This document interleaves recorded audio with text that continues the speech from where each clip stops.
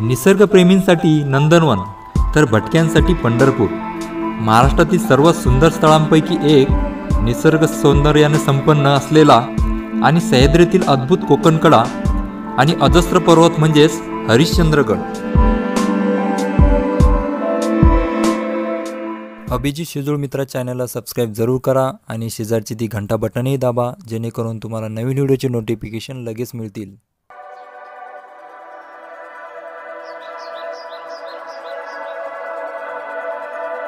हरिश्चंद्रगड हा महाराष्ट्र राज्यातील ठाणे, पुणे आणि अहमदनगर जिल्ह्यांच्या सीमेवर असणाऱ्या माळशेज घाटाच्या डावीकडे उभा असणारा सर्वात मोठा डोंगर आहे. तर आज आपण याच हरिश्चंद्रगड किल्ल्याची इतिहास आणि माहिती बघणार आहोत. हरिश्चंद्रगडाच्या पायथ्याशी मुख्यत्वे 2 गावे आहेत. त्यातील म्हणजे एक पाचनई आणि एक दुसरी आहे खिरेश्वर. तर आपण नाशिककडनं येत असाल तर आपल्याला पाचनई या पायथ्याशी गावाच्या या ठिकाणी यावे लागेल, आणि पुणेकडनं येत असाल तर खिरेश्वर या पायथ्याशी गावाच्या ठिकाणी आपल्याला यायचं आहे. त्यानंतर आपण जर नगरकडनं येत असाल तर तरीसुद्धा आपल्याला खिरेश्वर जे पायथ्याचे गाव आहे या ठिकाणी यावे लागेल.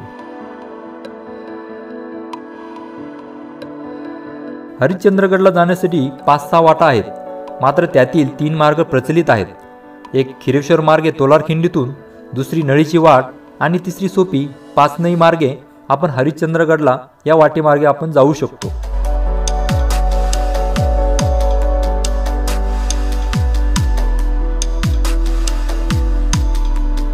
हरिश्चंद्रगड 2000 वर्षापूर्वी याची निर्मिती झाली असावी. या गडावर दाट झाडी आहे. दाट झाडीतून चालताना निसर्गाची खरी गंमत अनुभवायला मिळते. परिसर मोठा मोहक वाटतो. हा किल्ला चढायला अवघड आहे. पहिल्यांदा आपल्याला तारामती, रोहिदास अशी 2 शिखरे लागतात.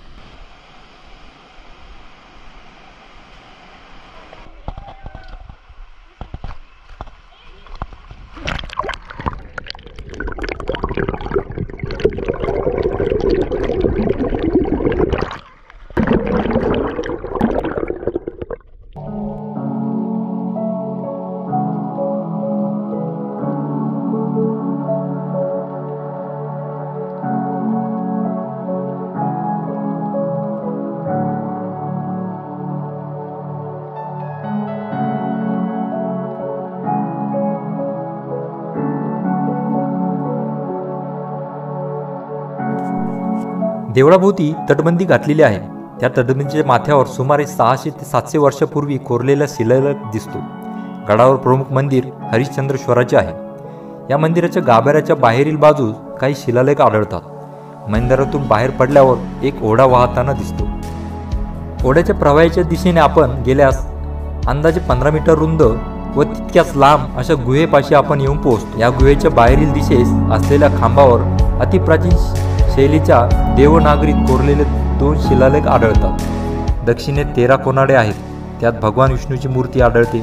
देवळाच्या जवळच काही गुफा आहेत. सर्वात मोठ्या गुहेत आपल्याला 3 मीटर लांबीची गणपतीची मूर्ती आढळते. हरिश्चंद्रगडाबद्दल थोडासा इतिहास जाणून घेऊया. मोगल आणि मराठा साम्राज्याची पार्श्वभूमी ही याच हरिश्चंद्रगड किल्ल्याच्या इतिहासासोबत निगडीत आहे.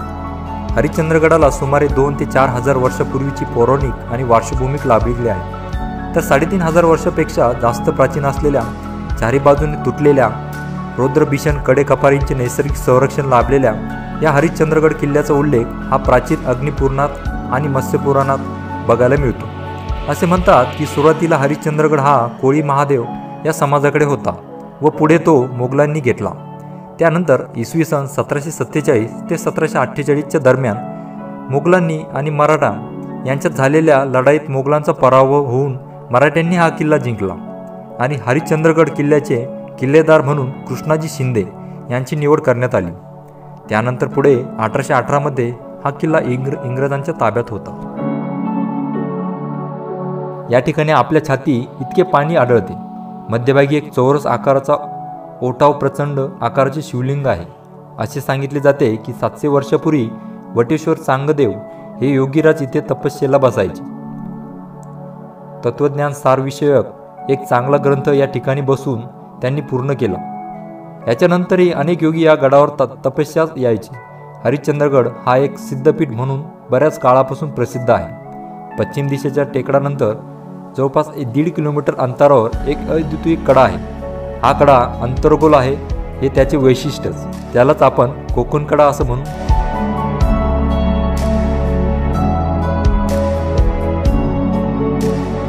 हरिश्चंद्रगडावर पाहण्यासाठी मुख्यत्वे 5 ठिकाणे आहेत. ते म्हणजे हरिश्चंद्रेश्वराचे मंदिर, मंगळगंगेचा उगम, केदारेश्वराची गुहा, तारामती शिखर आणि कोकण कडा.